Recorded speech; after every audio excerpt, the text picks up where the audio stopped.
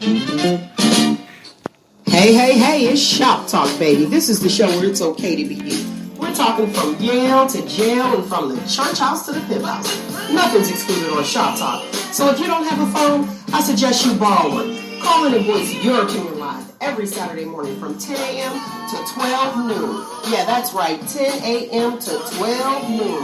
Don't forget to Shop Talk with your girl, because right here, we keeps it real.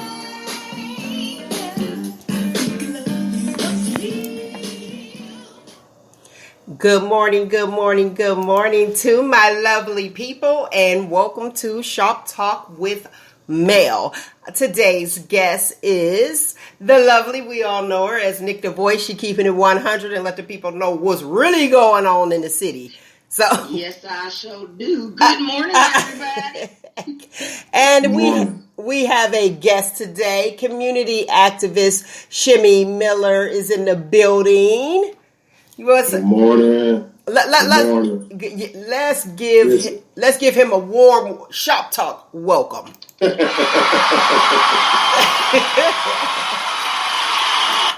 ain't gotta do it. I love my little sound effects. Doing what we have to do. So, real quick, how was you guys' week? Nothing but work, but it was good. Okay. I'm making that money, so I ain't mad. I ain't complaining, not one bit. Okay. All right. Good stuff. You, Shimmie, what happened? I'm complaining because I ain't making no money. I ain't making no money, so I'm complaining. I ain't making no money, and I'm working hard. That's how it is when you're on a mission. You know? It was a good week. It was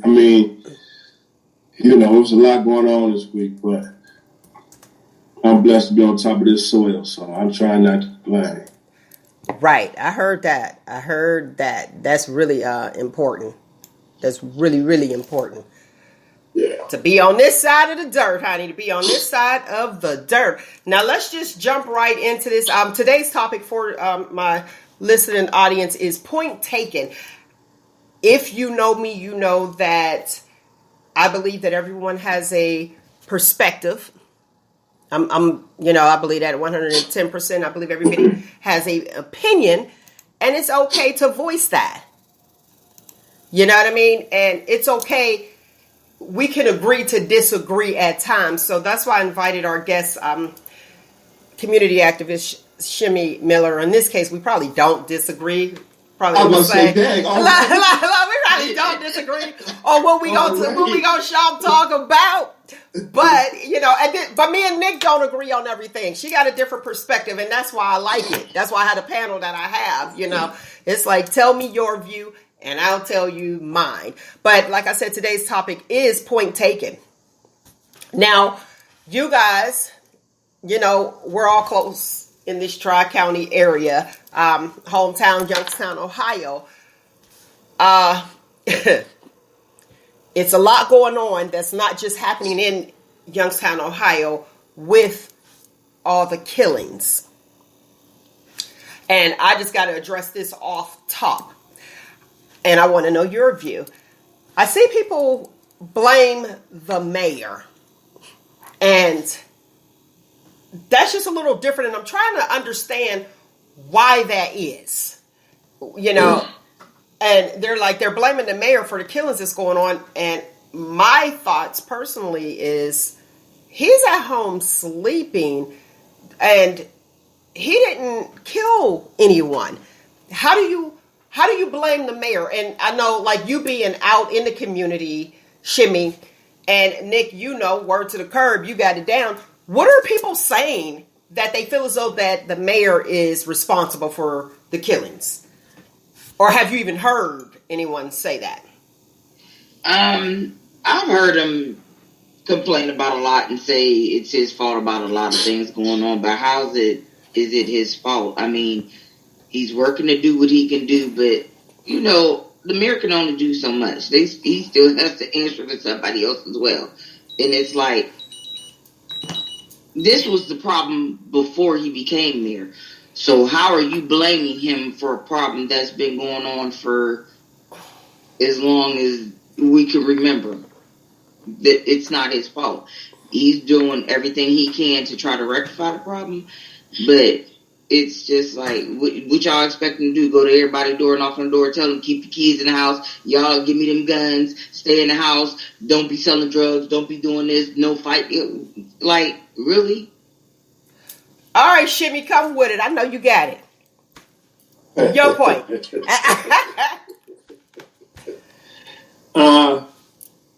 First and foremost, it's a lot easier to blame somebody else instead of blaming yourself and looking at yourself and taking responsibility. It's first and foremost, right? And the mayor is the easiest target because he's the mayor. And a lot of people, or most people who blame the mayor, don't understand politics or don't understand the role or the limitations or the abilities that the mayor has, right? The mayor can lock down the city, but then you're going to have people complaining about the city being locked down. Mm-hmm. Right? Mm-hmm. He could put more police out, but he can't put more police out because he don't have more police to put out. Mm-hmm. Right? Or if he bring out more police, like, get police from different areas or whatever, then people will complain about it being too much police and getting harassed by the police. So it's a double-edged sword, but at the end of the day, we are guilty of always trying to blame somebody else and not taking responsibility for our shortcomings or the things that we aren't doing. Okay. I agree. Look, we agree. Right now. Right. Yeah, we agree. We agree right now. Now. You brought up something very important. You said there's not police to put out. And you are right. If they're coming in, if you have other people coming in, it costs money. And they're already like, hold on a minute, why are we spending all this money on this and being harassed, just as you said. I know just with the basic checkpoints on a weekend for drinking, it was an issue. Yeah. And it's like, well, why are they stopping us? Oh, they're on, and you name the street that they're on, so you try to avoid it. But why are we trying to avoid it? Are we trying to avoid it because we know that, I'm going to be hammered on the weekend and drive intoxicated? Or is it, I don't feel like being harassed and I might start with this and you like do a random checkpoint and then you add all this extra stuff that you're trying to look for and then you find yourself caught up. What do you think on that as far as like why people try to avoid checkpoints? I think it's a combination of both. Mm-hmm. Okay. I think it's a combination of both, it's a combination of both. You, Nick? Yeah, it is a combination of both. Because I know me, if I ain't doing that and I ain't drinking, I don't care about no police checkpoint. You do what you got to do. But if I know I'm out there drinking, then I'm going to avoid them at all costs. Period.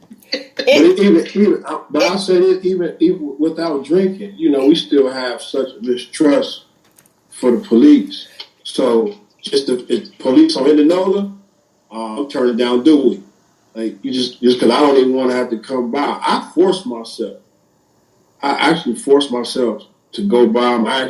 When they get behind me, I still get anxiety. And I ain't got license registration. I told somebody the other day when they was asked, they said something about the police. I said, I ain't worried about it. I got license registration. I ain't got no drugs, no guns. So I'm cool. But then as soon as they get behind me, I still get nervous because, like, we have that embedded in us, ingrained in us, and it doesn't just go away overnight. Interesting perspective.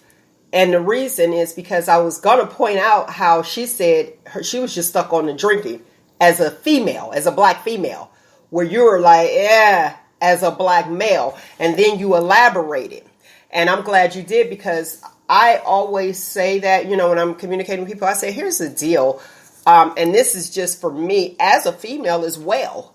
When the police are behind you, I said they do statistics on, the African American community are highest with hypertension and high blood pressure. I said because when we walk out the door, anxiety sets in regardless.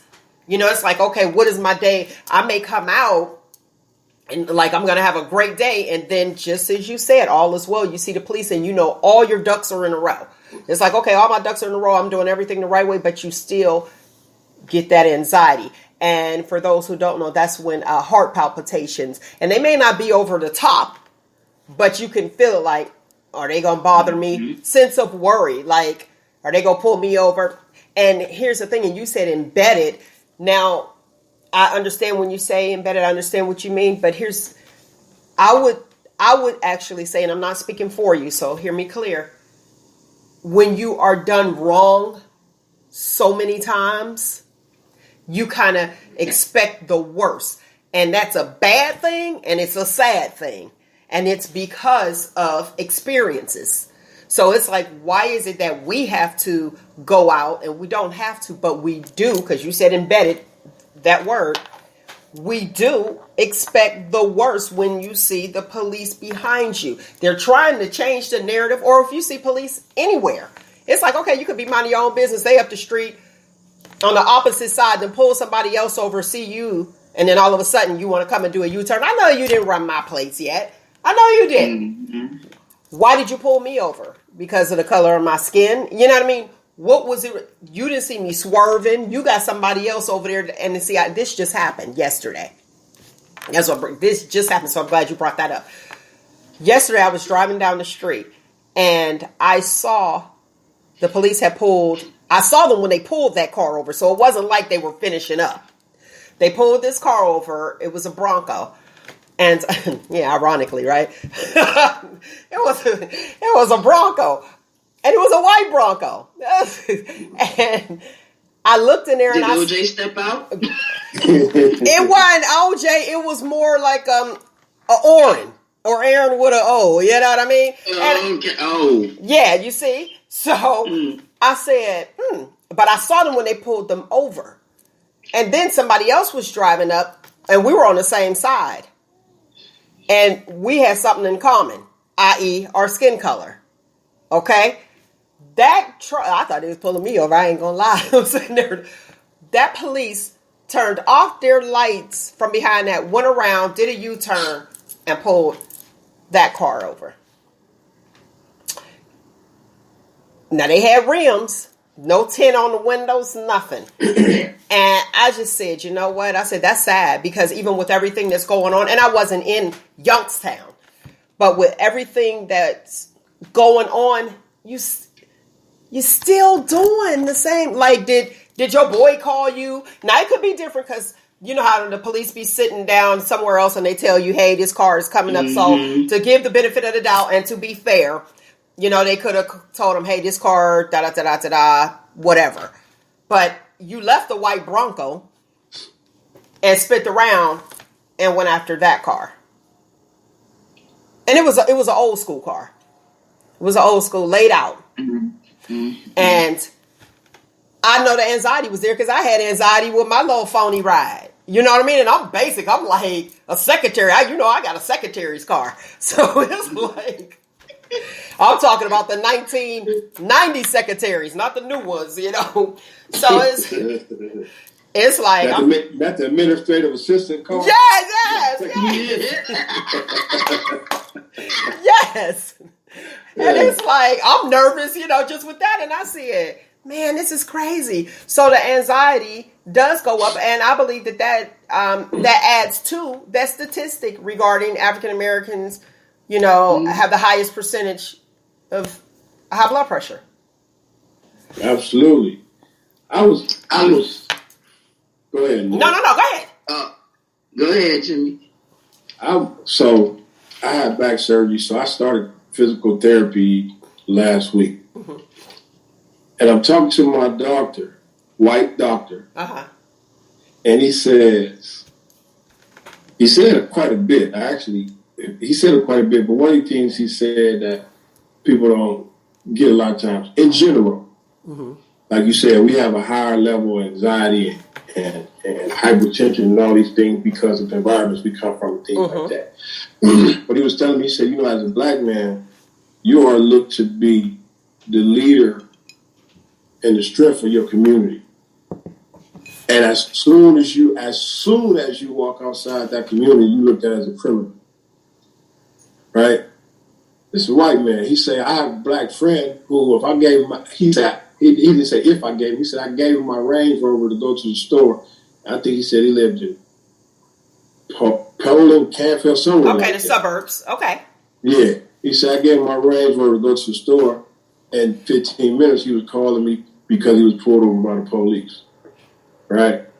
I mean, so, and they can get behind me. Like I said, I'm all the way legit. My hands start sweating. I got to keep wiping my hands off because I don't want to lose control of my steering wheel.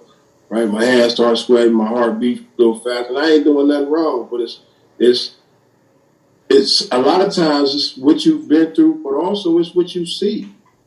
You know, people have anxiety with the police in the neighborhoods, and they ain't never had no negative interaction with the police. Just what you see. And you know what? You're right. You're right, because even what we see and what we introduce to our children, it gives you the perspective on individuals. Because you have some white people, younger, the children, and they see all negativity. And I know that we've all encountered this. You're different from the rest. You're different from the others. And that's not a compliment. Let me put that out there for my white people. Right. That's not a compliment. And it's like, okay. But what they see watching television is a negative. So when they actually meet us or meet a black person, it's like, oh, you're different. Well, how many black people do you really know? Mm-hmm. You know what I mean? How many black people do you really know? Hey, if you want in on this conversation, feel free to do so. The phone number here is 619-902-2287, 619-902-2287. And if you are shy, you can always text. I'll read your comments live. And to piggyback off what you said, man, why am I different? Yeah. Why am I different? Why? Because we happened to be in a setting where you was able to actually get to know me. That's it. So how you know them people are different? Because you weren't in the setting to get to know them. Mm-hmm. True. No, because they have a set expectation about black people, and see a comment like that from the other skin color to me has gotten them cussed out many a day. Don't say that to me. I'm not the one. All right, Nick. Please don't. Let me ask you this question: if you see 4 white boys with trench coats in the summer walking across the street, what's your thought? First thought? My first thought, I ain't gonna lie, why they got a trench coat on in the summertime? What they getting ready to do? Same thing. I just wanted to put that point out there. Right. So it's really not. But when you see something like that, you know something get ready to go on. Though. And listen, okay. You know why that Even is? with the same. Because we know. Same thing with 4 black boys with a trench coat in the summertime. I'll be like, what are they getting ready to do? But here's the thing. Here's the thing. Let's open it all the way up. We know from our experience and what we see, white people wear shorts in the summer. I mean, in the winter. In the winter. Yep. So if you be like, yeah, what they got that on for? So ding, ding, ding, that bell is ringing. But that's perception. That's from us seeing it. And we like, okay, and we're always cold. So to see a black person with a trench coat on in the summer, would you ask that or tell me what's your first thought? And I want to know yours, Shimmie, and then I'll share my thought. If I seen a black person with a trench coat in the winter. I mean in the summer. Go ahead. I'm going to think the same thing. What is you getting ready to do? It's hot out here while you got a trench coat on. Where you going? Okay. Go ahead, Shimmie, what's your thoughts? Yeah, a trench coat. Yeah, I'm definitely gonna think the same thing. Definitely gonna think the same thing. Now you know what I would think. I was like, oh, they might be sick, and that's the only coat that they have. They must, you know what I mean? They might have a fever. That's what I would be thinking. If seeing a black person, no lie, I'd be like, oh, they cold. They must be sick. You know? In the summertime. Seriously. Yes. And you know we heart-natured people. Come on now. No, a whole lot of black folk is anemic. Well, anemic because and always cold now. So yeah, and I'm always cold. But I feel that, right? But a trench coat, okay, not a hoodie or jacket. A trench coat. How about this? Hey, I need you to come up real quick, and you'll remember the coat racks by the door. How many times have you seen where even like your aunt or your grandmother or whatever be like, let me grab that and run this on. I'm getting ready to run down the street. But that's the auntie or the grandmama. Not no young person. Yeah, my mama done did it to me. I've been home, right? I'll be like, come on, Mom, for real. Like, come on, man. Boy, ain't nothing wrong with this coat. It's hot. but again, but she's anemic. So but that's our mamas and our grannies and aunties. Not no 25-year-old, you know what I'm saying? He put on a hoodie or a jacket. He got a trench coat on. He got a hammer in it. But the thing is, and he got a big one. Because they put the hammer in their waist with shorts on. So he got a big hammer. Okay. And that's so interesting because you said like a hoodie because that's the trend. That's what's going on. So you see a young person with a hoodie, but if we put a hoodie on and go outside, it looks suspect to the others. Yeah. Absolutely. And I'm not the others, but all we got is some Skittles. See, okay, shots fired. But I ain't gonna play that one because that's like no pun intended. You know what I mean? But right. It's interesting, and I want to put this out here. I'm not speaking for the others. I'm speaking for some others because if you're just tuning in, I always do my research first before I go and chat, and I speak to other people. And this isn't everyone's perspective. This is just a few people that I actually asked to see, like, what's the thought process? And if you met me, I always want to know what's your thoughts and what are you thinking and what's your perspective. And we can kind of, dialogue and agree to disagree or agree all together. Now, let's talk about professional ethics. And this is something that went on with the death of the young girl. And I won't say her name or anything like that to respect the family. But the baby, the student. I'm going to talk about this girl, though, that went on here on Facebook Live. So she did it publicly, so we could talk about it publicly. She, a teacher. Now, here's the deal. A teacher. We didn't know she was a teacher. Didn't know her at all. So she put all her own information out there. A teacher speaks about a young girl who was killed, murdered. Let's just put it out there. Murdered. And she felt the need to use adjectives, which is good. It's a teacher adjective. Describe the noun. But they were negative adjectives. Not the brightest student. Who asked that question? Nobody. And a lot of people were going back and forth, and I let everybody's, let me see what's happening before I wanted to address the issue. Not the brightest student, not the, she said that several times though, not the brightest, not the smartest academically, but she could count money. And I'm like, like nobody's business. But wait a minute though, like it was her job. That's what she said. Oh yeah, like it was her job. But here's my thing. Counting money is arithmetic, math. Is that not an academic? Thank you. I felt like, I don't know if she was trying to dry snitch on her environment to the public. To say, like, this is her upbringing, this is who she's around. I didn't understand the point of that. Help me. Did you read it? Did you read it, Nick? Several times, and I was sitting here every single time I read it. I got madder and oh my gosh! Child, listen. If that woman was sitting across from me at the time that I read that, I probably would have reached out and strangled the shit out of her. For real. Because there was no sense. I understand that, you said she was one of your favorite students. She was one of your good students. Who said that? Well, she say she was one of her favorite students or something like that? Because she was angry about what happened. She was angry. I understand you're angry about what happened and that, at the end, pray for her family and this and that. But all that other stuff in between, you did not have to say. If you were upset at the fact that a 10-year-old child lost her life senselessly, then just let that be and ask for prayer for the family. That's it.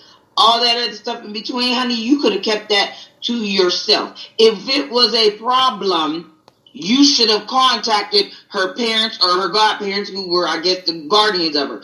That's who you should have talked to about that. Not the whole entire community that can read everything. Because guess what? It backfired on you. Okay. To the point where you had to deactivate your page, you big dummy. Okay. For the listening audience who may not know what's going on, I'd like to catch you up. Okay. This is from Amy Louise Traficante. Okay. And I'm going to read it for you. I woke up this morning to news of a shooting in Youngstown. Sadly, this is nothing new, but what came next has devastated me. A student of mine was shot and killed, 10 years old. WTF, question, exclamation point, and an angry emoji. I am so angry and sad at the same time. This baby was not the brightest student, but she was our caregiver and protector. She struggled with all academics, but could count money like it was her job.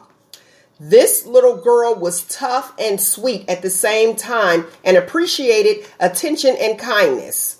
When she would fall asleep in class, which was often, in parentheses, I gave her time to rest. She explained that she was up taking care of her younger brother because her parents were both working. She wasn't the brightest academically, but she could run a household and take care of a family even in the second grade. My heart aches today. I am so incredibly sad for this baby girl and her brothers who loved her so much. Her parents must be absolutely lost. Please say a prayer for all of them. Now, that's what it says. Yeah, your girl, I had that screenshot before she removed it. Got it? And it was shared over and over. Yes, a lot of people. we already, listen, you have to be careful what you post. Okay?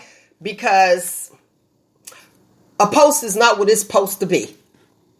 You know? And exactly. Her sharing that, I wanted to put that out there for the people who didn't know. That was the letter. Her sharing that as a professional was different. Shimmie, I want you to weigh in on it, and then we'll kind of talk about it. I have a lot of emotions about that, but not necessarily the ones that everyone else had. Okay, yeah, talk to us. Was it poor in taste? Yes. Was it insensitive? Yes. Was that the intention? I don't believe so. I believe this was someone not of our culture who was trying to express empathy and trying to, they say you only know the value of something when you have something to compare it to, right? In this case, the thing she was trying to compare the good stuff that the little girl was able to do to the bad. She shouldn't even mention that. That wasn't the platform or the time to do that, right? But I believe that was what her intent was. She's not able to do this well, but she does this great. But I think, again, the timing was poor, the platform was horrible, but I don't think her intention was to be malicious or insensitive. I don't believe that. I could be in a minority, but I don't believe that. But what bothers me, but even if it was, right, we are so quick to attack that. But we got so much other stuff that we can focus our energy on to attack. And we ain't doing it. So, it wasn't the best thing. I've seen worse. And we look for any opportunity to jump on somebody so that we don't pay attention to what's going on with the stuff that we got to do. That's just my opinion. And I appreciate that. Let's go to the viewers, the comments. Deontay says that teacher had no need to disclose her academics. She was trying to snitch. As far as like the dry snitching, like I was talking about. Let me see. That was like that reporter, don't want to say her name, that interviewed Kobe Bryant's wife and was talking about, the The negative stuff. Okay. That was from Daryl. Okay. Now, here's my view. I got several takes on it. Like you said, Shimmie, you said that we try to find the negative, I guess. Mm-hmm. We start with the negative to highlight the positive.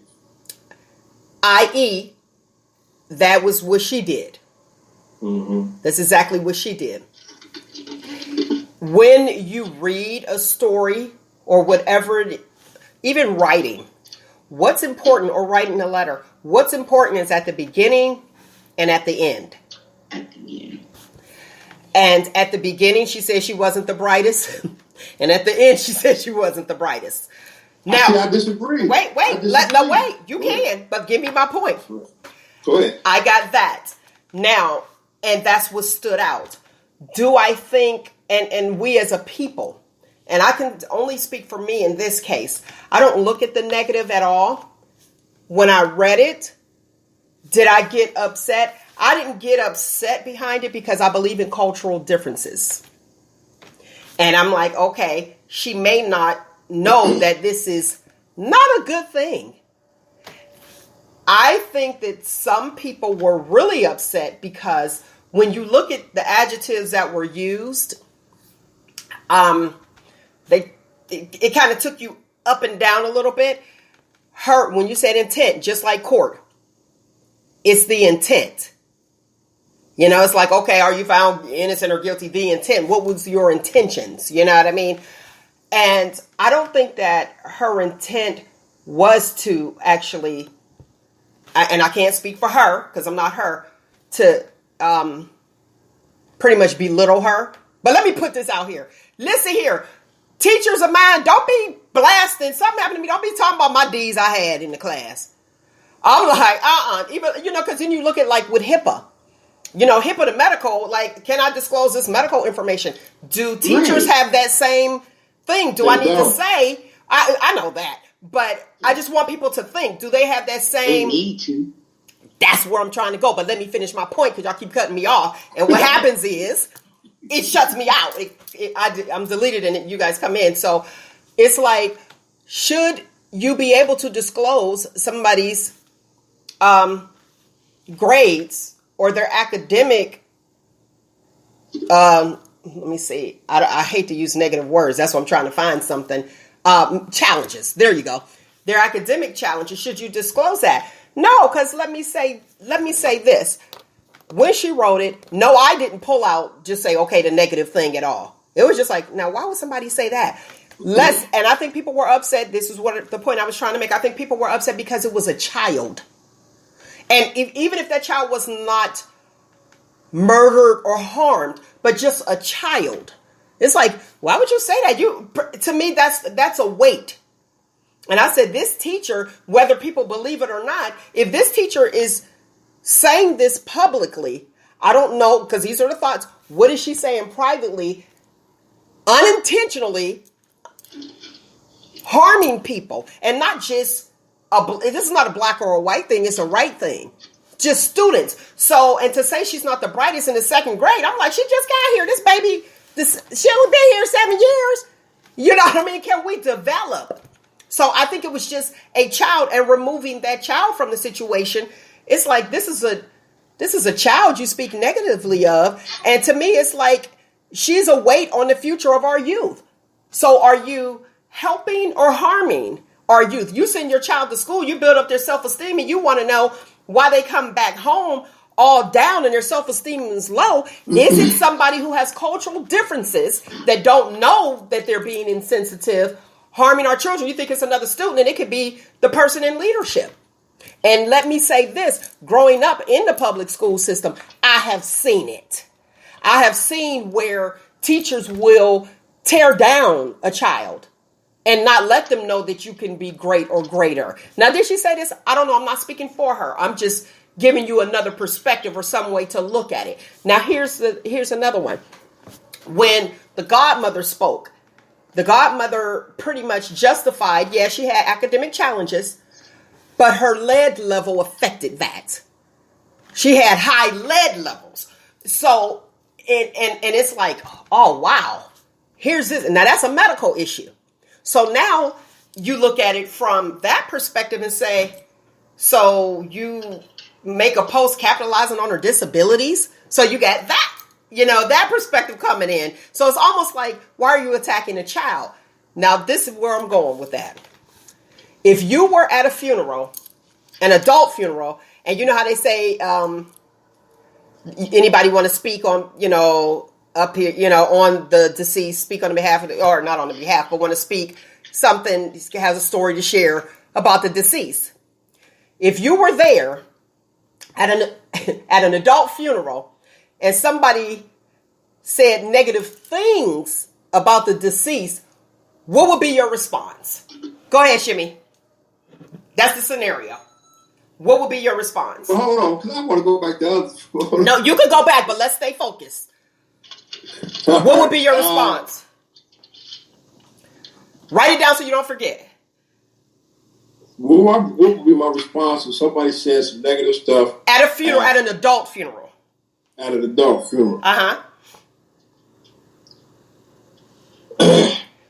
Would you be sitting there? Would you be looking down like, oh my gosh, I can't believe this? Like, I just want to know. I don't know what my response would be. Okay, Nick. Wait, Nick. What would your response be? If you were at a funeral, and not to say it's your loved one or just randomly you're there. If anybody in general, regardless, period. I would be like, what is wrong with that person? I know they didn't just... Yeah. Now, the reason I'm bringing that up, cultural differences. Because we have been groomed to not speak our truth. Because we know some deceased people that did some shady stuff. But if you go up and you speak at their services, we shine a light on their positives. That's the point that I was trying to make. Cultural differences. So to her, just as you said, Shimmie, it probably, she didn't think she was being insensitive. That was her norm, clearly. It probably, like, okay, because you're putting that out there publicly. So we can't charge her with that because of our cultural differences. And that's what I was trying to say. Go ahead, Shimmie. I don't even know her at all, but I'm like, man, maybe it's the difference because it's a child. As far as that, first let me address, one of the biggest reasons why I changed my life around, if I was to point at one sole thing, it would be because I didn't want people to lie at my funeral. I didn't want people looking people in the audience like, yeah, he was a piece of crap. But then all these people get up there talking about the good. I didn't want that stuff to be a lie. So that's why I started changing my life around. That's amazing. That's literally that was the impetus for me changing my life around, right? To go back to the letter real quick. When you actually look at the letter, and you know how they say negative travel faster than positive? When you actually look at it, the teacher actually uses more positive adjective describing the baby than negative. It was equal. It was equal. Huh? It was equal. It was equal. It was equal. Sure? I'm positive it's equal. I got it right here. It was an equal amount. Sweet, strong, not the brightest. It was equal. So you could tell she was speaking from emotion. And that'll tell you when you're speaking from emotion. But when you look at it, she started talking about how devastated she was, how hurt, how angry. She started with all of that. You know what I'm saying? So like you say, she was speaking from emotion. She wasn't even, for real, she wasn't, I don't even think she was speaking in the capacity of a teacher. But because she's a teacher, those things came up in why she was right? And she disclosed the information that she was a teacher. Otherwise, it probably wouldn't have went nowhere. It probably wouldn't have went nowhere. You got a good point. It probably would not have gone anywhere if she didn't say she was my student. Wait. Let Shimmie finish his thought. Go ahead. Go ahead, Nick. Go ahead. No, I was just saying, when we were talking about, you don't know about the medical, because this comes from Kimberly Johnson. Medical is HIPAA. The teachers, it's FERPA. So, yeah, she was disclosing. Go ahead, Kim. Okay, but then when you go to college, you got to release you got to release high school transcripts. Wait, to get in certain colleges. Let me tell you this though. Who has to sign for it? We do. Okay. We do. We have to go up and pay too. They want a fee to it to say, hey, can you send this here? And then you pay. So that's giving your consent. Okay, let you know I ain't never go to college. Okay, so hey. But you're gonna get there though. You're gonna get there though. I'm gonna get you. We behind you 110%. Go ahead. For everybody, but and it's not. I just felt like it was in poor taste, but it was in poor taste not because it was intended to be, because she didn't understand our culture. Exactly. I'm with you. I'm with you with that. And she put it out there. The husband had to send a apology for the condolence. Right. Now, I did see somebody tag me in that, and I love you guys. I do. I love my shop talkers, and I love you guys in the community that be sending me stuff like boom, And my response to him, kind of like, you don't need to apologize for who you are. That's where we are now. This whole cancel culture thing. That's why I do not like it. Nick, you hear me say it constantly. Why this cancel culture thing is really getting on my nerves. So people were out and want her fired and terminated. Here's the thing. She self-sabotaged by giving more. So you have to watch what you post. You give all your information. I guarantee y'all can't figure out if you know where I work at, that's because you were there.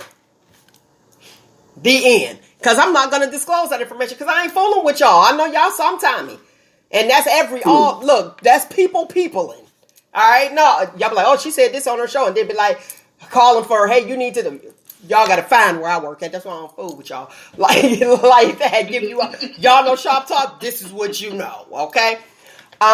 With her, she sabotaged herself, and I know that she was speaking from emotion, but him having to put out an apology for a condolence, because that's exactly what it was. Because you saw where she said, pray for the family, the whole nine. I said, this woman was given a condolence.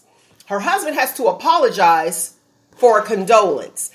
Have you ever heard of such a thing?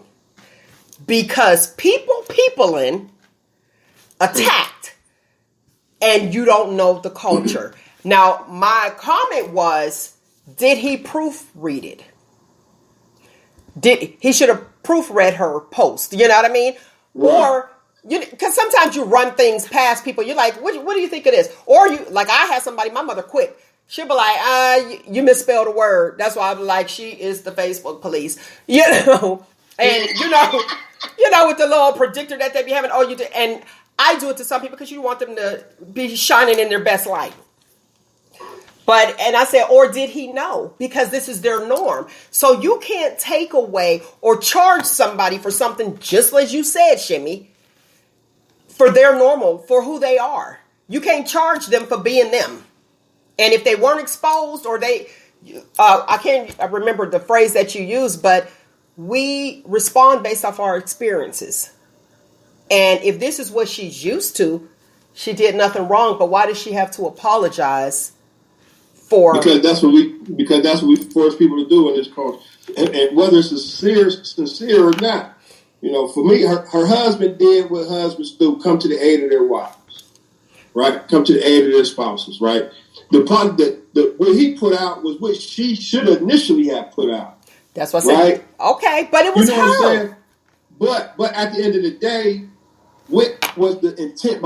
We're in a place right now where we're so sensitive and we're so hurt, and I'm one of the most sensitive people you're going to ever meet. You make me cry in a year, right? But we in such a culture which for real, can be traced to why we seeing the stuff that we seeing with this violence and stuff in our society. That's a whole nother conversation, right? But we're in a culture that is so sensitive, and so if you don't like what I say, if I don't like what you say, I'm gonna try to erase you, basically. Kill you, yeah, right. Right? So, kill you. And that's what we seeing that's what we seeing right now. Youngins don't like what each other's saying about each other, and they trying to kill each other physically. We just didn't got to mentally and emotionally. You're killing each other. Now, I like that you said that. And I think we do need to be raw with each other. You don't have to kill anybody, but you can be honest. Right. Now we sprinkling some sprinkles or a little bit of sugar on top of you know what. Nick, you can say it with a bell. Sugar on top. Sugar on top of what, Nick? Shit. Yeah, no, like I get the bell. But it's like, come on. And that's what we're raising. Parents need to say, hey, listen, I am that parent. I'm straight up like this. I'll be like, yeah, yeah, she doing this. Yeah, I think she's selling drugs. I am the one that will call the police on mine. Everybody is trying to protect theirs, but you are actually enabling them. Harming. Yeah. So it's like that ain't love. I was having a conversation. Okay. I was having a conversation with a sister real quick, and she said, she wasn't criticizing me, but she was trying to enlighten me. She was like, you don't have children, so you don't know how hard it is to not be there for your kids when you love your kids, right? Mm-hmm. My pushback was, if we use titles that we really don't understand definitions to, like love, friendship, brotherhood, all these things. If you really love your child, then sometimes you got to make a decision that on the outside might not show or seem like you love your child, right? Mm-hmm. To people who don't understand that. I use this as an example. When I came home from prison, a whole lot of brothers offered me some dope. Did they? Because they had love for me. And it's a different type of love. Right. But that's street love. Street love. But that's their understanding of it. But because I've been able to get a deeper understanding of it, I say, nah, thanks, bro. I appreciate it, but I'm good. Right? Because I understand that what you demonstrate to me really ain't love. Because if you trying to give me something to harm me, or you trying to do something to harm me, that's not loving me. But I understand that's not your intent. Your intent is trying to be there for me. So you can make a come up. Your intent is to try to be there for your child, but what you're actually doing is harming your child because you're perpetuating and enabling them to continue to do the stuff that they're doing. Well, we can't say that. Well, I can't say that because I have children, so I don't know what I'm talking about. And you know what? That is a lot of parents' perspective. You don't have a child, so you don't know. Now, I'm speaking, my guest today, again, is community activist Shimmie Miller, and also Nick the Voice. We know her. Look, she gonna keep it 100. We know her weekly. So both of you don't have children biologically. However, you still have something to offer. Now, you do hear, let me say this. I don't know why y'all with no children always want people to beat their children. And I just had to put that out there. Listen, I just had to put that out there for my one friend. Oh, they need a whooping. They need a spanking. They need to let them, their children, just like, and I'm not, yes, I am. I'm comparing them as far as like life cycle with puppies. When you have a pet, when they're little kittens, little puppies, they're all over the place until they learn and they're trained. So it's like, wait a second. Stop trying to get us to beat the daylights out of our children. Punish. Find out who they are and allow their brain to develop and key in on that. And then, key in on that and say, okay, well, let me develop this skill. If you have a child jumping all over this stuff, put them in gymnastics. Don't just say, sit down. That's not the answer. Now, when you were talking about love and you said you have people from the street, so you have your street love. You got your different communities out there and you got your street love. So somebody was trying to say, okay, well, they knew you from the street clearly and they're trying to help you out so you can make a come up. Like, here you go. Boom. And that street respect, you know what I mean? And then you have those, because you the ones that's coming up now, they soft. Yeah, incorrect grammar because I ain't no teacher. Okay? These young ones, they soft as all get out. That's why they just like, boom, I'm gonna shoot a gun, I'm gonna shoot you. And it's sad, and I'm not telling you how to shoot, but back in the day, you knew who shot you. Wasn't nobody in the car, way down the street, boom, and then you knew who shot you. Like cats was coming coming in your face. Like, you be standing there and be like, for real, y'all about to do this in front of me? I don't want to see that. You know what I mean? Because that's scar the person, the witness. But now they just riding by, you shooting up everybody. Like, come, really? You're not hard. You're soft. You're soft. And they like, oh, okay, well, back in the day, we used to fist fight. Now, I have to address this. And I grew up in Westlake. Okay? So I've seen a lot of things. Fist fight. I don't know, of my years being here, I don't know no dope dealer that's talking about fist fighting. Because everybody gonna be like, oh, he got knocked out. It's gonna be straight up like some Friday type stuff. And then the anger comes, and now you want to kill the person because your street cred diminished.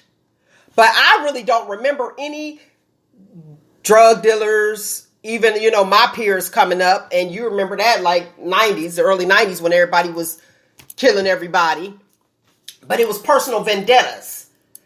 Right, but let me say this. Go talk to me. It's crazy you say this, because just last weekend we was having you might as well say a reunion of sorts, right? Okay. You know, we had D-Train, we had Six Pack, we had all of these cliques, gangs, but that's all we did was fight. But that was for that. Yeah, that was, right. Yeah. Then we wound up, then it evolved into shooting, but we came up fighting. Right, you came up fighting. These dudes, but I ain't even... So on your reunion, your history, your past, yeah. Y'all was selling back then? The clubs was selling? You ain't got to put it out there because I know you don't try to put it out. I had no idea that. I just seen when the 9/8 came out with the peanut butter top. Mel, you were so naive back then. And it was a beautiful thing, but you were so naive back then, right? Like, yeah, Mel, we was selling drugs back then. My gosh. Yes, we was. I started selling drugs when I was 12 years old, Mel. Yeah. Shimmy, you was in my car. You were selling drugs. And I was a drug dealer, Mel. Yes. I need a sound effect. What an engineer at? Oh my gosh. What? Yes, Mel. Yes. How you think we got it? Well, I can't speak for everybody else, but that's why I was able to get nice clothes, because I sold drugs. My mother was on drugs. I didn't have a father. Like, I ain't had nobody. Yeah, you had your own style, too. You was fly. You know. You all right now, but you was fly. Thank you. But it was from drug money, you know. Like, oh, my goodness. I would see what I'm saying? So you're right. I was naive. I was in harm's way. Well, I thank God for protecting me. Yeah. Like... Look at Nick like... Nick like... No, listen, I'm reading... Okay, wait a minute. Wait, one second. Because I know you're going to go to the comments in 1 second. I'm still... Sips T. Man, that's crazy. I was just thinking like, okay, yeah, that's, boom. And oh my gosh, thank you for admitting that. And we still on this side. I appreciate that. And I appreciate you not putting me in harm's way. Like, what? All right, Nick, go ahead to the comments. Okay. Mr. Rondell said, talking about, they're being soft. He said, they're not soft. They're just raised by women only, emotional kids with guns. A bunch of soft ones that raised with both parents. So don't just put that on women only. Because, don't do that. Please don't do that. Okay. That's not because now you're throwing shots at women, raising men. And I know a lot of good women who raised men. Glad you said that. And I'm a female, and I'm gonna say this: men, when I was divorced, and their dad was in their lives, no doubt. However, there's things that I cannot teach that a man needs to teach. And I want to go back to that comment with Rondell saying that they're not soft, they're raised by women, but women are soft.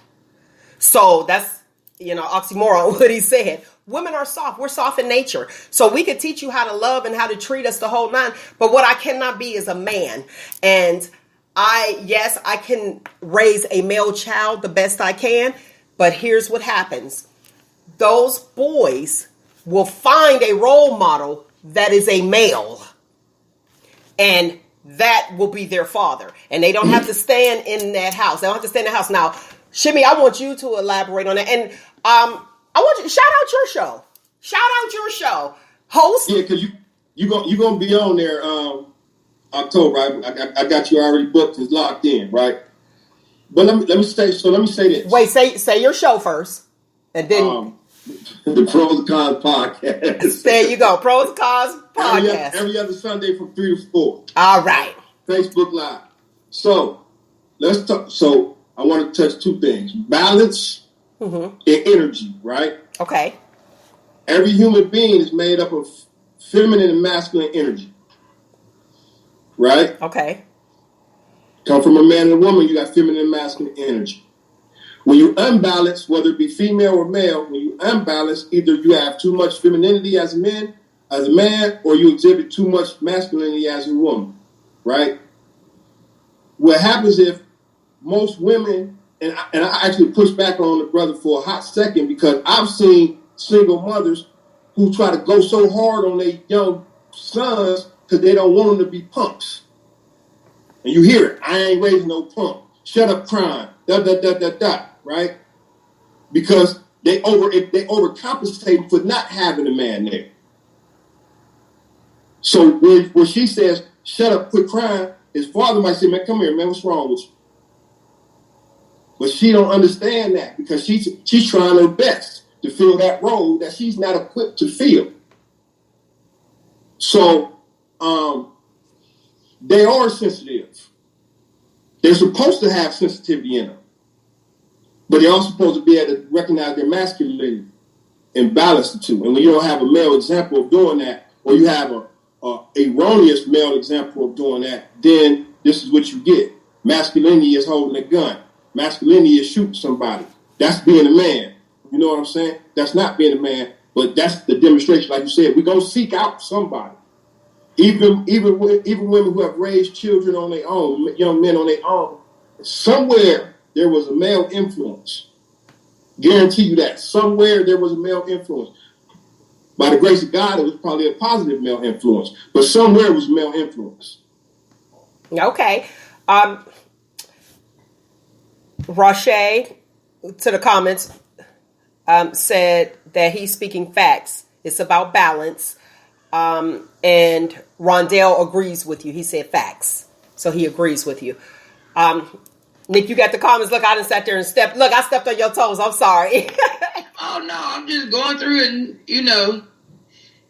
yeah, but to me, like still, though, you can't just say women only because there are some men that were raised by women only that are doing what they're supposed to. They're manly. They are showing their sensitive side, but they are not yet. So, now, that's what I'm... That got the next gen. It did. I love it, though. I love it. It kind of did. Point taken. Like, hold on now. Wait a minute. Yeah, point taken. I do, since, the good segue, too. Let's move on to the men and women in children's lives. And I understand that you don't have children, and that's why it is really important to get your perspective because you're on the outside looking in.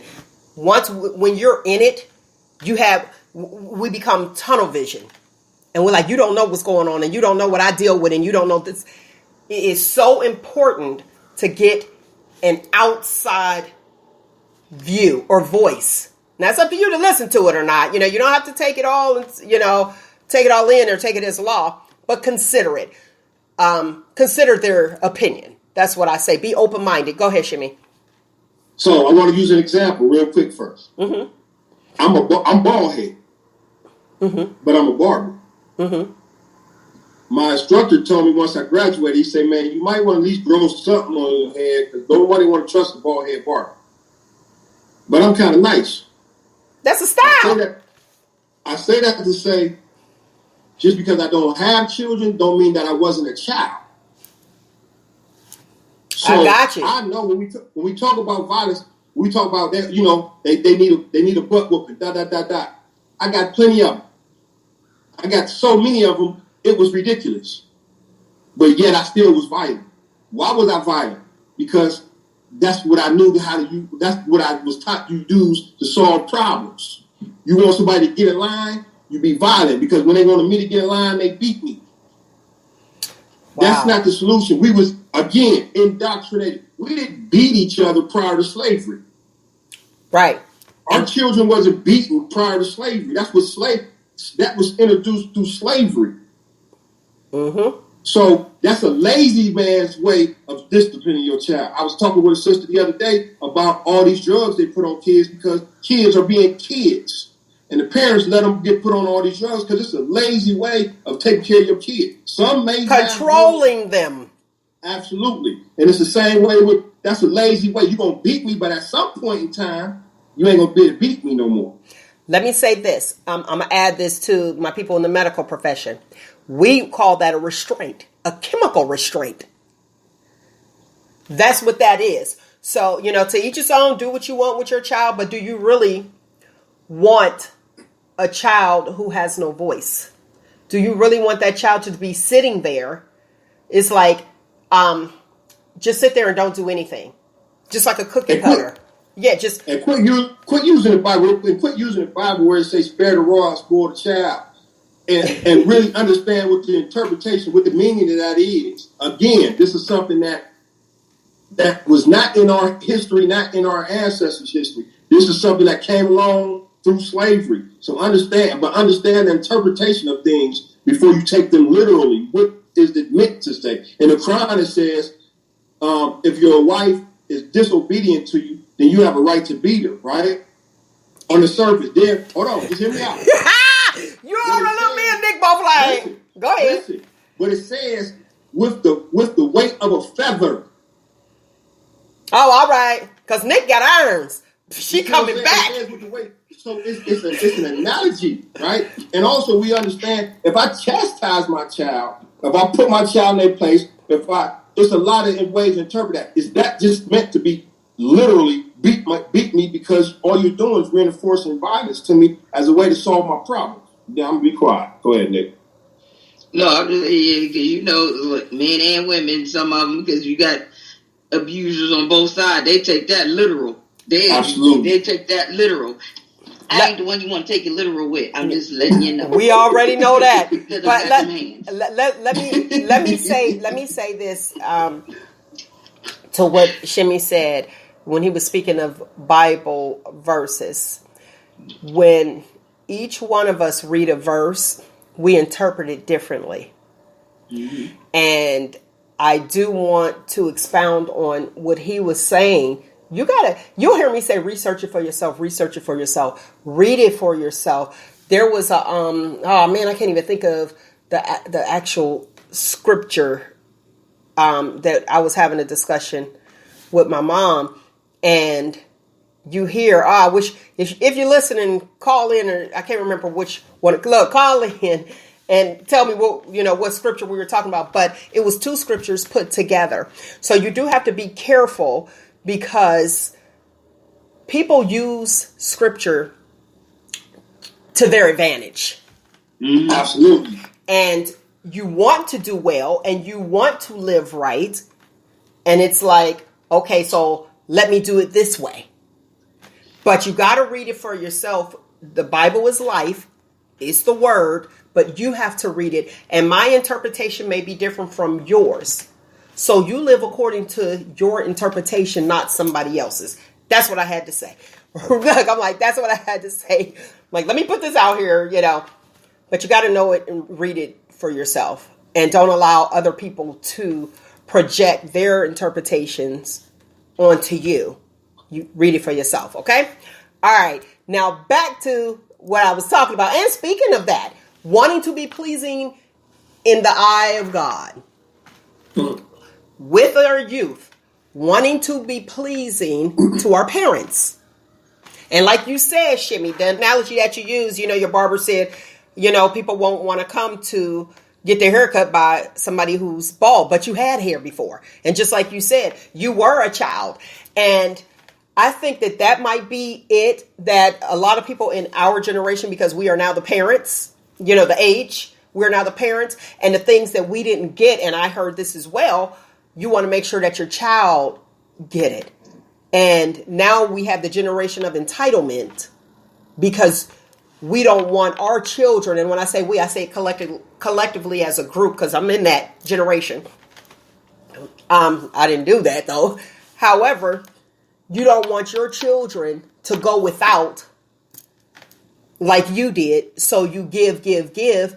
And how are we changing the roles where we're afraid to tell them no? You got to have boundaries. And if you, and let me say this with boundaries, Jeannie Mai said this, and I thought it was amazing. Boundaries, when you say yes to somebody and you don't actually set boundaries, when you say yes to them, you say no to you. And we need to set boundaries and say, no, this is it. I'm not your friend. Tell your children, I'm not your friend. We have to stop getting high with our children. And this one just blows my mind, talking about something, well, I'd rather them do it here than out in the street. And the response to that, when I had that conversation, it was from a younger person. They said, well, if they're doing it at home, they're really going to do it in the street because they know it's cool. And that was a young person that said that. I said, very interesting. And how do you justify your wrongdoing by allowing your children to do? That seems to... Go ahead. What'd you say? Because it's easier to let them do that than to try to discipline your child for doing it. So the cop out is they're going to do it anyway. They might as well do it in my house or do it with me, which is even, it's just asinine when you even say the stuff, right? Like, but yeah. But it's a cop out, you know. You don't want to do the work that's required. Mm-hmm. You don't want to be consistent, that's required, or do the quote unquote overtime. And now in this, I will say, I don't have children, so I can't tell you the amount of time it takes to raise a child properly. Every minute, every second of every day. So when you have that child, when you make a decision to have that child, then you also need to make a decision to devote that time to that child, right? Not, okay, I want to go out tonight, whatever, boo, boo, boo, and then leave the child to fend for themselves. Well, that ain't... You are the village. You and Nick are the village. Yeah. You guys are the village. You know, when they say it takes a village to raise a child, you are the village. And I want to go to this comment, which I thought it was extremely profound. This is from Rondell. Rondell said it's hard to do the village method because you have to own the village. That's the only way to control the laws of your land and direct the culture. Now, that's his view. Levan says the two most important books to him are the Bible and the dictionary. Oh, absolutely. Educate yourself. Educate and live right, you know. But you guys are the village. Even though you don't have children biologically, when a child is placed in your presence and you being an adult, productive citizen in society, because that's the goal for everyone as adults, and I say we as parents, we expect you, if our child is in your presence, we expect you to teach them right. We expect positive things, honestly. We don't expect, okay, hey, I'm going to run to the store real quick for you to show them something negative. We don't expect that. So you are the village. Does the village exist? Absolutely, the village does exist. The problem is the parents have to allow the village to do their part. Because you have a lot of parents that be like, no, don't chastise mine. Or if you call them like, hey, I'll send your child over here. Don't worry about mine. That's the problem. And now they out here killing somebody. Why do you think that is? One second. While they're out here killing somebody, now you sitting there talking about something or getting killed. Now you want to go fund me. Now you want me to support your cause. When this could have been avoided. Now you're reaching out like, can you help me? When I was trying to help you before it got here. Because I'm going to tell you one thing. When we are in the picture, we don't see what the outside sees. So somebody on the outside might say, hey, I see them going down the wrong path. But we're in the picture. So we're in the portrait. And we don't see that because we're at work. We can't see it. We need the village. And we need to be open-minded to the village. Like I said, you don't have to take it as a law, but consider it. What are they doing outside your house? You know, what's going on? Now, you asked me, you said, why do I think it is that way? That parents no longer want to allow the village to be the village. Because the village told on them and they didn't like it, getting whooped by everybody or disciplined by everybody. Same thing. That's why the village raised them, and they didn't like that. They didn't like being held accountable, because that's what it boiled down to. Not liking being held accountable. When you were on punishment, that was your accountability for doing wrong. And you're held accountable for your actions. And they're like, no, I didn't like it. They told on me. And you have some people that's my age still upset with old people now that told on them. I'm like, but were you wrong? Well, that's beside the point. No, that kept you together. I'm like, hello. So you don't want that with yours. Now, I will say, even in school, you have some people, they'll say, let the parents get involved. The parents need to be more involved. The parents need to be more involved.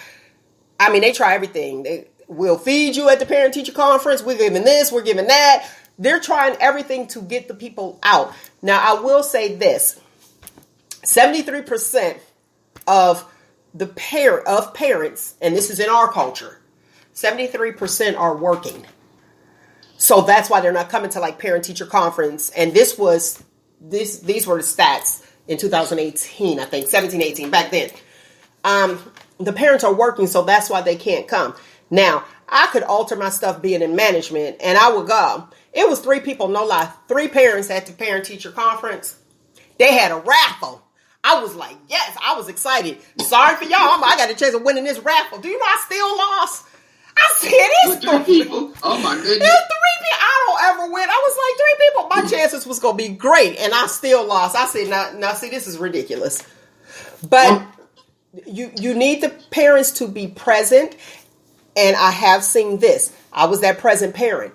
But guess what? I'm the only present parent, but you can't keep calling me all day long because I'm the only present parent. So now every time my child does something, he won't tie his shoe. I'm going to need you not to call me for that. Well, I could correct my child, but if 18 other students in here aren't doing right, don't call me because my child is doing what they're doing. You know what I mean? And for something small like that. If it's major, okay, thank you for putting me on. You could have wrote me a note and said, okay, I seen them doing this, but the majority is doing, and these are elementary students, so you're trying to find yourself. So you don't know yet that, the whole following thing. I popped up at a school one time, and then I'm going to move on to the next subject. I popped in at a school one time. My child was sitting there because my child knew the teacher was going to call. The whole classroom they had like wet paper towels and was throwing them at the ceiling. And then it was like 3 guys in the back. They was blowing spitballs through straws. I've been a child before, just like Shimmie said, so I already know. So I looked at the situation. I came and got him. I told him, come on out. School, I just happened to pop up. I was like, let's go. And I asked him, I said, did you want to throw something? Did you want to throw the wet paper towel? He was like, yep. I said, I know you did. He just started laughing. He was like, but I knew she was going to call you. I was like, I know you did. He was like, I didn't want to blow no spitballs. Hopefully she called all the other parents, though. Listen, when I talked to her, the parents don't respond. So she said, that's the thing. So you got 3 children who the parents respond to, but the rest of them don't. So she just like gave up. So here listen, I knew he wanted to take a wet paper towel and throw it up because they stick on the ceiling in the classroom. She had no control of her classroom, but not the other 18 students. You on this one, and he knows better than I said, no. So I was at that point like, no, you're not going to chastise mine and use mine as an example because you know that his mother is present. We're not going to do that, especially amongst their peers. That's the worst thing you can do. So I got your back. And I be telling them, I was like, all right, tell me the truth. What's going on? Especially when you get called, you be like, tell me the truth so I know the strategy to use when I go in here. You know what I mean? Mm-hmm. But you know what, man? What? My mama tricked me like that to get me to admit to her that I was selling drugs. That same thing. Tell me what's going on so I know how to have your back. Yes! But let me say this real quick. What did she do? What did she say? So she let you admitted to selling drugs, and what was her response? Give me some money. Oh, that's not the response we want, though. My mom was on drugs my entire life, so that was a normal response. You know what I'm saying? That was your experience. Okay. Yeah. That just allowed me. But even with my mom being on drugs, I still had a certain amount of angst about her finding out. So when she wound up seeing me, and she like, okay, because I'm talking to her, and somebody come walking by like, Shimmie, what's up? I'm like, hey, how you doing? Trying to play it off. She's like, well, what he want? And then somebody come right behind me and say it again. Hey, how you doing? She's like, okay, what he want? And then she tricked me. She's like, well, you need to tell me what's going on just in case I got a cover for you, da-da-da. And, I'm 13, 12. Man. I'm like, okay, yeah, you're right. Man. And so that's how she found out. But, the educational system, just like the criminal system, the criminal justice system needs a complete overhaul. Okay. We live in a capitalist society, which means you make money based off of how much money you can generate off a product. Teachers should be one of the highest paid people, highest paid profession. They're not agree. Because they don't generate no money. So you get people who might generally want to help. They're not equipped with, especially when you're dealing with cultural differences, because we don't want to go into the teacher field because they don't make enough money, and we don't want to put up with them kids for that. So we leave our kids to somebody else who don't understand cultural differences or how to relate to the kids, which means they need some type of training, but there's no money for this type of training so they can understand the kids that's in their care for half of their lives. So you get all of these pockets of stuff that's being missed, these holes that's not being filled, because frankly, these teachers don't know how to fill them. Then you got the parents who send the kids to school, and it's like, okay, they in school, I'm done. I literally had a conversation with my dude yesterday about this. Like, you got to be more active with your kid at school. He said, I'm gonna make his mama take him to school. I'll pick him up. But he living with you. No, you take him to school when you pick him up because you don't want to get up early in the morning. Come on, man, it's your responsibility. But we think, okay, we're gonna send him to school. Let the school deal with them, and then when they come home, I'll deal with them. Like, the whole system needs a whole overhaul. I agree with you 100%. Nick, you want to go to the comments? Roche Gibson. She said, speaking of like the parents, and when they leave work, they will tell their children not to talk to them. And she's saying, basically, parenting, like you said, is a 24/7 job. She loves her children, so she is on that job 24/7. And you're right. Some parents is like hit or miss. Don't talk to me. And some of them live to send their kids to school. Even when your children are in school, you still have to be that parent. Because anything can happen. Some of them get mad when the teacher calls, say so-and-so, say, oh, they ain't sick, they just trying to come home. That may be true, or they may literally be sick. And you know what? But see, they don't want to be bothered. And you're the nurse, you know that. And see, they are sick. They may not be sick physically, but they may be sick mentally, and that's why they want to come home. That there is more to it. And yes, you do have those. You do. And it's like, okay, so why do they want the attention? What's really going on? You know what I mean? Our culture has a problem with going to a psychiatrist, talking to someone, especially a lot of our men. I don't need to tell them my business. I don't need to talk to somebody else. You probably just need to vent. And what Shimmie was saying as far as like teachers, I want to say this. Yes, teachers and police officers. You have some bad police officers and you have some great police officers. They need to be paid more. Youngstown, I want to say, I believe it was what, $13, $14 to start as a police officer? Yeah. Now, here's the deal. Just like he said, I ain't lying to you. I was like, I wouldn't apply. I'd be like, heck no, I ain't about to go out there fooling with these people. My major in college used to be elementary education. Clearly, I changed it. You see what I am now, right? I I can't. That wasn't my ministry. And parents want to come up there and fight the teachers. They want to fight everybody. The secretary, everybody, they come through the door, stop it. How about you take that bonnet off and put some clothes on and quit embarrassing your child? Because that's a lot of the problem too. Okay? Children, when they come to like the nurses or, acting out in the class, at one point, remember they would put the child out in the hallway? You out the class and your desk was out in the hallway, you walk and be like, oh, they must have acted up.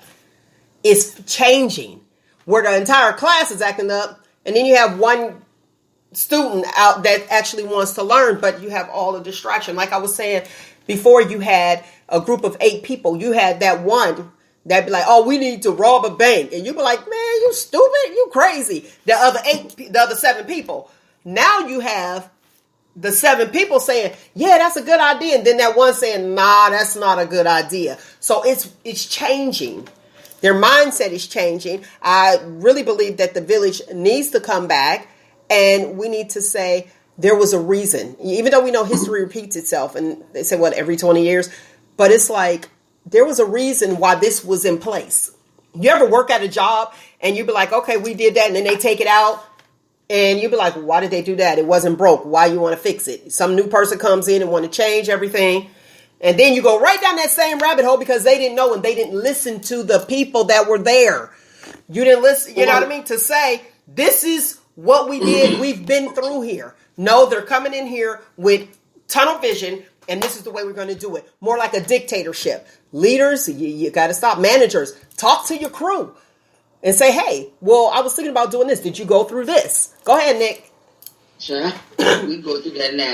Excuse me. The one young lady who's been at my other job for a while, she just got promoted to front desk manager. Now, all of a sudden, before how I talk, because all of my jobs, the way I am here, but go ahead, come on. I am how I am. Okay. So, and they know that. So now all of a sudden she's trying to manage how I talk or manage. And I'm like, no, we're not going to do that, because just a month or 2 ago, before you got this position, you thought everything I did was how you love me. You wish you worked with me because we going to okay. I don't want you to incriminate yourself. You see me, Shimmie? I'm trying to okay, you still work there. So. Oh no, I'm not incriminating. No, I'm not going to. But it's just like you said, that micromanage. Now, don't come in here micromanaging now because it was okay before. Leave it alone. But see, if it ain't broke, don't fix it. That's a difference. She was your peer. And that's where the difference is. Like I was talking about, you can't call somebody out. She was your equal. Wait. She was your equal. I don't even know her. I don't even want to know, and I don't want you to put too much information out there like the teacher did before they go trying to cancel you. The peer above her, the main one, don't have a problem with it. But guess what, though? Now she's in that position. She has a problem with it. Anyway. She got a problem with it, but not the GM. Well, guess what? She probably, in a minute, might be like, put up or shut up. But I won't. And I know how you going to respond. Go. Exactly. And they all know me, so she best not do it. Okay. You heard. Go ahead, Shimmie. She ain't paying me no. I'm like, no. Go ahead, Shimmie. Go ahead, Nick the voice. She's locked in. Right. Locked in. Go ahead, Shimmie. Did you forget the topic now that she did you forget the point? She be in it till she be in it. Go ahead. Right. I wrote the question. Right, like wait a minute, what was I talking about? Okay, well let's just move on to the next topic. Okay. Let's just go on to the next one.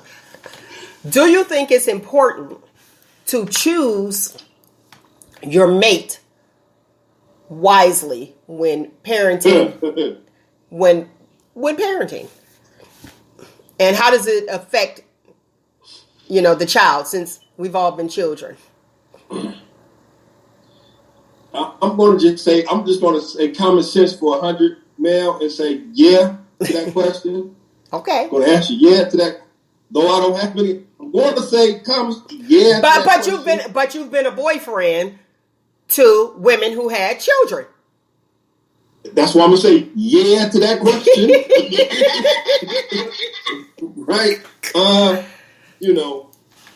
I believe again. Watch this. I'll go back to it's an example in the Bible.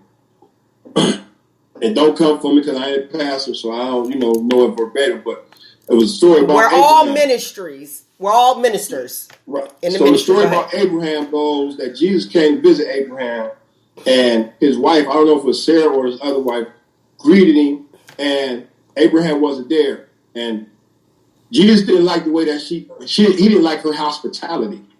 So he told Abraham, change your doorstep, change your threshold. And I was basically, change your wife, get a new wife because she's not the one that's suitable for you. So, yeah, and I'm full disclosure, I'm Muslim. It says marriage is half of your religion. Because to choose a good wife, it says your wife can make your life heaven or hell. Right? So if you got a good woman, she gonna raise you, she gonna rise you, she gonna support you, she gonna encourage you, she gonna make your life heaven. If you got the wrong one, you're in trouble. You know what I'm saying? So I believe absolutely it's imperative to choose a good mate. That's why that's another conversation. Yeah. All right. I almost said too much. Yeah. Mm-hmm. All right. Listen, let me say this. Got to put this disclosure out there. The views and the interpretations of the Bible is the views of Shimmie Miller and not the views of everyone on Shop Talk with Mel. Okay. Now that I got that out, we can carry on. Go ahead. Pastors coming at you. Listen, I ain't worried about that because, again, our interpretations are, when we read something, we interpret it differently. And we get what we get from it. So yours was choose your wife wisely. And if she ain't right, change out. Get another one. Go ahead. Look, Nick agree 110%. Do you agree with that interpretation? Sure do. Husband number 3. If the first one don't work, get a second one. The second one don't work, get a third one. One don't work, guess what? I'm done. I'll die alone. That's how we go. We came in this world alone. We leaving in this world by ourselves. So listen, I ain't mad. Any thoughts on choosing your mates when you're a parent, when raising children? Yes, you absolutely positively need to choose it because you could be with somebody from the wrong side of the tracks and you tried your best to raise that child the right way and he's still gonna go on that side because that's the side that the other side came from. So yeah, you definitely need to, and I mean, because everything that glitter ain't gold. We already know that. So yeah, please choose them wisely. I'd add to that, you definitely need to, because children like to be, like I was saying, pleasing in the eye. We all want to be pleasing in the eye of God. Children, want to be pleasing in the eye of their parents. And when you don't give your child, let's be 110% clear. I'm more positive on this one. Okay? 110%. Let's be clear. When you have children, you're already at work. They just want your attention and love. And if you neglect them, and then guess what? We want attention and love. So we're looking out for a mate. Now that mate has taken the time that you would have spent with your child. Okay, and I'm a parent, that you would have spent with your child. Now this mate took that. Now your child is acting out and becoming that mate. Or say, okay, I want, they're looking at that mate as a role model because why? That's what mommy likes. Mommy likes this, so I'm going to become that so that I can get the attention. Daddy likes this type of female. I'm craving the attention, but I don't know how to articulate that. I'm speaking from a child. I don't know how to articulate that. Hey, I need some attention. You know what I mean? So they become what you date because they think that's what you like. Okay, so please choose your mate wisely. And I'll say it again. Mothers who have sons, watch who you bring around your children and around your son. because it's one or two things that can occur. Even if you have a son and a daughter, I need you to look at that. If you're sleeping around, you are letting your son know that it's okay to just sleep over somebody else's children with different dudes if that's what you're doing. I'm not in your household. Little girls, if you have a little girl, you are teaching her that it's okay to sleep with different guys. That's something that, you can't do. Mm-hmm. Because it's going to, in the end, you're going to want to know what happened. I will say, as far as like a solution for our young adults, because I do feel like I shouldn't have bought my house, paid for, and you want to come and your little gang banging child that you don't want to tell on and you want to protect is ruining my neighborhood, shooting up at, why do I have to move when my house is paid for and I've been living here for 30 to 40 years? Because y'all scared to tell. You know what I mean? Tell your children what's right or wrong. Right, and I think that's foul. And it's, you have some elderly people that are like, yeah, my children are nervous, they're scared, they told me I need to move because the neighborhood is getting bad. We got to take our neighborhoods back. So if you see something, say something. And don't be exposing your children to something and then upset. Right. Upset when they go, that route. Get rid of that whole thing in our culture. Snitches get stitches, or I don't snitch. Man, go on, because I'm going to tell you now, I'm snitching. I'm dry snitching, I'm wet snitching, I'm snitching under a table, I'm snitching swinging from the chandelier. I'm snitching. Yes. Especially if it's going to harm me and mine, or somebody in my neighborhood that don't bother nobody. Mm-hmm. And then they're a victim. Listen, I'm telling. I'm letting y'all know now I'm snitching. She's snitching. I tell you what, though, this is what we need to do when the new person come in the neighborhood. Go introduce ourselves and be like, yes, I'm the neighborhood snitch. Tell them off top. Tell them off top. I'm telling. I am the neighborhood snitch. And you, I also like knowing, a lot of police officers, I'll be like, come by my house in your cop car on your break. To let them know, like, boom. I'm like, come over, bring the cruiser. Come, bring the cruiser. And Nick and Shimmie, y'all know who I'm going to call. Come roll on over. You know what I mean? So they can see, the police frequent this area. You know what I mean? You got to use what you got. We got to understand, too, though, that civilians aren't snitches. Right? Mm-hmm. Civilians, Nick, if you sitting in your yard, or Mel, you sitting in your yard, and you see some dudes, breaking in somebody's car across the street, you don't live by their code. Oh, I'm glad you said that. Civilians aren't snitches. Thank you. Okay. And that's where a lot of misconception at. If I chose to live by these rules in the street, that's where snitching comes in. If I'm a working person who go to work, pay my taxes, come home, drink my coffee, eat my lunch, I don't live by the rules. That's not snitching. That's being a citizen. Thank you. That's being a citizen. But people like me, who I used to be, we put that on y'all to try to force y'all not to do what y'all supposed to do. Because y'all supposed to do that. I remember I was teaching a class and I asked the guys in the class, if the old lady that live on the third floor, who sits in her window every day and see y'all selling drugs on the corner, decide to call the police, is she snitching? Yeah, she's snitching. I say, why is she snitching? Because she called the police. I said, well, whose rules did she agree to live by? Yours or hers? Well, nah. That's not snitching. That's calling the police. That's telling. It's a difference. I have a responsibility to tell if I see something going on in my neighborhood that's not supposed to be in my neighborhood as a member of this neighborhood. I didn't sign on. And when you all know this probably better than me. You go in certain communities, you have community meetings, and you sign contracts. Community watch and all these, and you all have agreed to a standard of living in that community. Right? You do. You all have agreed to a plan of action in that community. And so everyone adheres to that plan.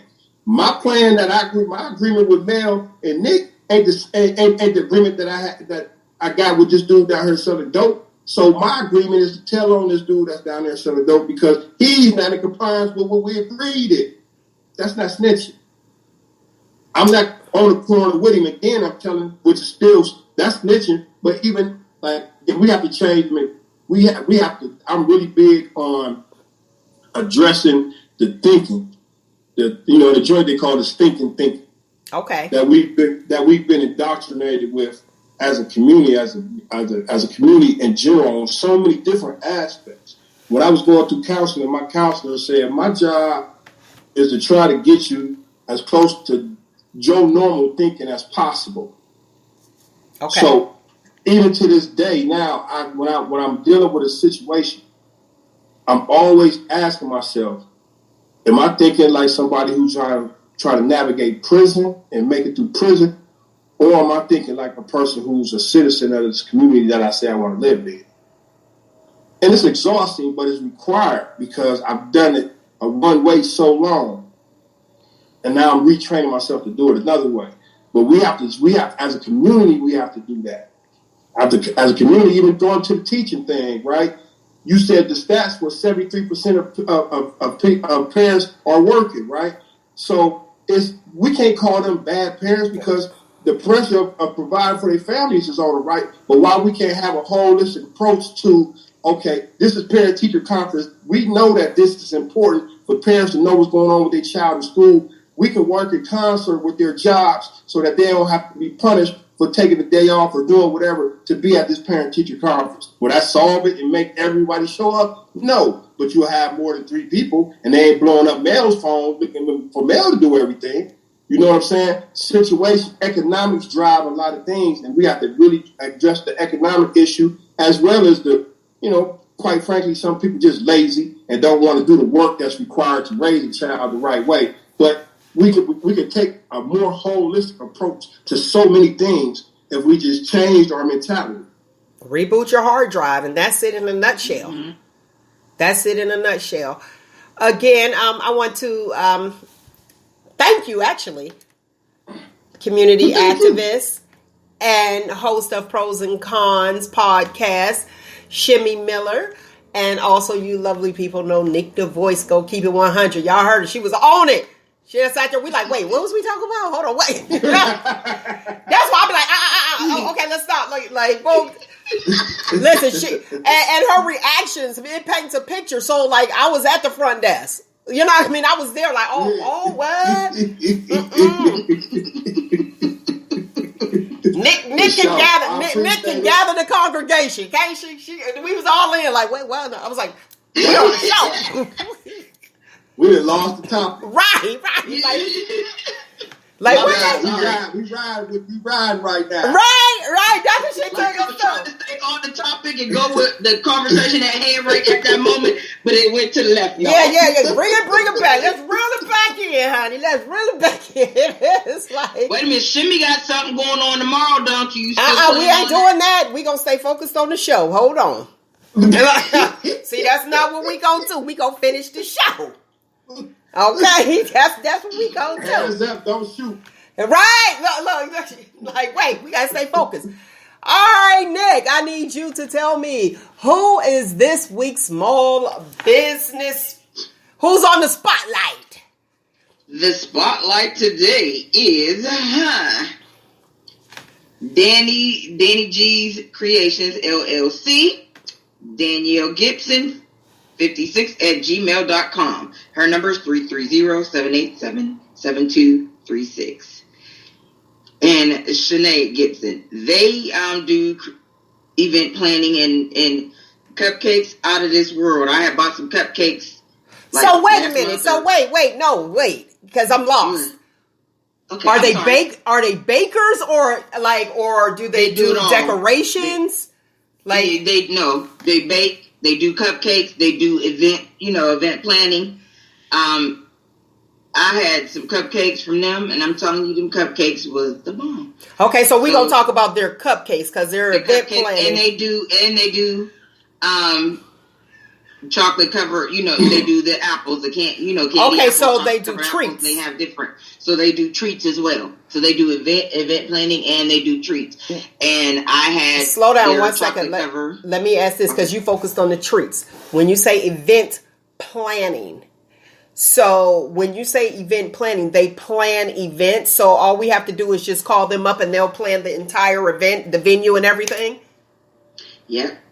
You call and ask about the treats, ask about the event planning. But when you say event planning, because event planning to me means, hey, listen, event planning. Exactly. I'm having this, and then they'll handle the venue and all that other stuff, and then they'll just give me one price, and then they also have treats. Am I getting am I clear? Yeah. This is okay. I see you have the card on one side and the event planning on the other side of the card. But yes, on the other side of the card. On the other side of the card, event planning. What else does it say below there? It's given her Facebook page, Danny G Creations. Okay, so that's what we need to do. We need to go to her Facebook page to see everything that she has to offer. Everything that she does. Now, is creation spelled the normal way? Yes, it is. I love it. All right, so is it DANNY or DANNY G's Creations LLC. Okay, so on Facebook is Danny G's Creations. I'm gonna look it up. Danny G's, yeah. I'm gonna look it up. They do the event planning. They do treat creations, and they do event planning. They incorporate two businesses in one. Okay, there you go. Because I was like, wait, I'm getting confused. Okay, so they do treats. I was all over the place with the card. Like, wait a minute. Yes. Yeah, I was focused on the treats though. That's my main thing. I see. Was the bomb, girlfriend. And listen, were they moist? They were moist. The cupcakes. Yes, very. I got the apple that I got. It was a Reese cup apple, candy apple. Child, listen. Wait a minute. No, because I know what an apple tastes like. So the Reese cup. So was that on the outside of it? Yeah. Oh, that's interesting. In the chocolate, and they broke off pieces of Reese cup and put it on. Okay. Girl, listen, that apple. It was good. Child, listen. They do different types. Let's talk about this apple. Let's talk about this apple now. Was it the Granny Smith apple or what? It was a Granny Smith apple too. So you got that nice sweet sour taste with that chocolate and that peanut butter. Okay, so on to something with that one. I'm telling you. Okay, so that is Danny G's Creations. You can look it up on Facebook. Look them up on Facebook, and they also do event planning. All right, lovely people. Let's talk about today's footnote. When you change the way you look at things, the things you look at will change. All right, lovely people. That is my time. Thank you for giving me your point of view, your perspective. Point taken. All together. If you want to like us, click like on all socials. All is Shop Talk with Mel. Like, subscribe, and share. Thank you to the listening audience and also the viewers. I truly appreciate your time because time you cannot get back. You'll hear me say that over and over again. All the information is below. If you would like to donate to the channel, Shop Talk with Mel, you can definitely do so. And that is Cash App at Shop Talk with Mel, PayPal at Shop Talk with Mel. Everything is just a Shop Talk with Mel. That's it. All right? Find you, embrace you, most importantly, always, always love you. Until next week, people. Shop Talk. Right here, 10 a.m. to 12 noon.